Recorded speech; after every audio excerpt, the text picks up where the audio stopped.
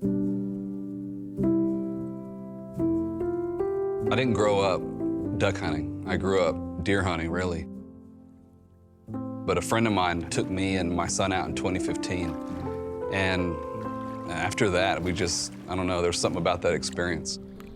We started duck hunting real heavy. I figured I'm an artist. I should be able to make decoys too. So I gave it a shot, and I've been making them about 3 years now.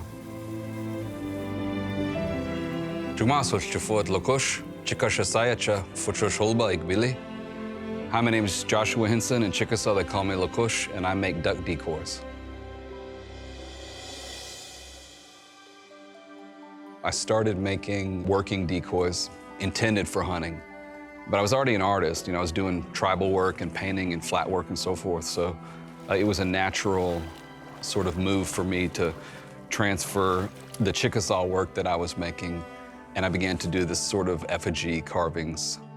I take patterns from ancestral art forms, and I put them on the ducks in such a way as to just beautify them, really.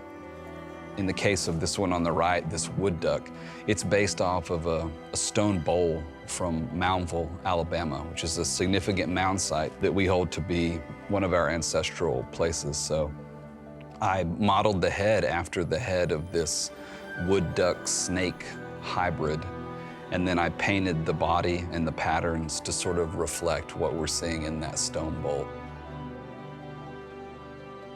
Even the little dots on this canvas back here are reminiscent of the drilled holes that would be around a Chickasaw shell gorget, and they would be painted with red ochre. So I used that color palette to create this particular duck.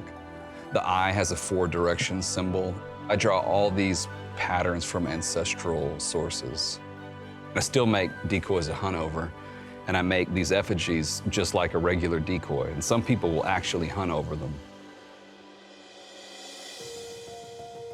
I always start this process by drawing a pattern, and then I'll take a pencil or a marker or something, and I just trace out this pattern.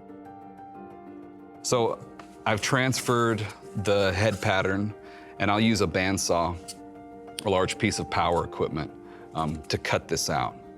And then for bodies, I do the same process. I'll take a larger piece of wood, and I'll do that same thing. I'll place that pattern, I'll trace it, I'll cut it out using the bandsaw, and then that ends up looking like this. So you can see, in this case, well, here, let me show you the pattern.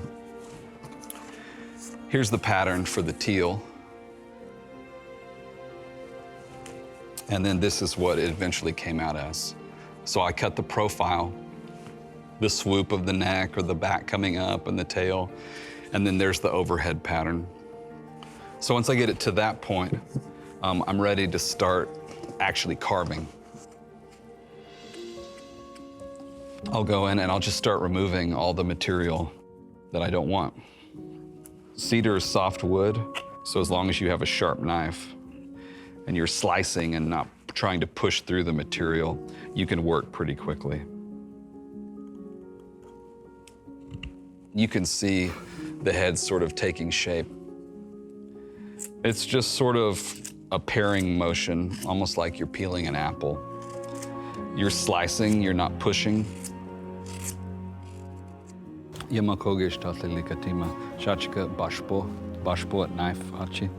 son Labachi, in English they call him Noah, he started hunting with me when he was a little boy, like 3 or 4. So he'd go with me deer hunting. So it was a natural thing for him to join me in duck hunting.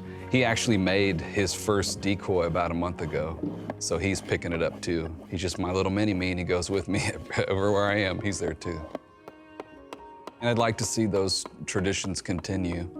Whether he becomes a decoy maker or an artist himself, I don't really know. But he really does love hunting. Artists talk about that kind of flow state where you're not really consciously thinking about what you're doing. And as I become more and more proficient with decoy making, you don't have to think as much, it just becomes sort of natural. So you just get in, you know, an hour or two can go by, and all of a sudden this duck appeared out of what used to be a block of wood. It's really cool. So while it's not necessarily traditional in the sense that our Chickasaw ancestors were not hunting with decoys, they were fantastic artists and they made sculptures of all sorts. So I think I can sort of contribute maybe to the broader world of Chickasaw art in this particular way and show them that, you can, just like our ancestors, branch out, grow, evolve, do something different, try something new.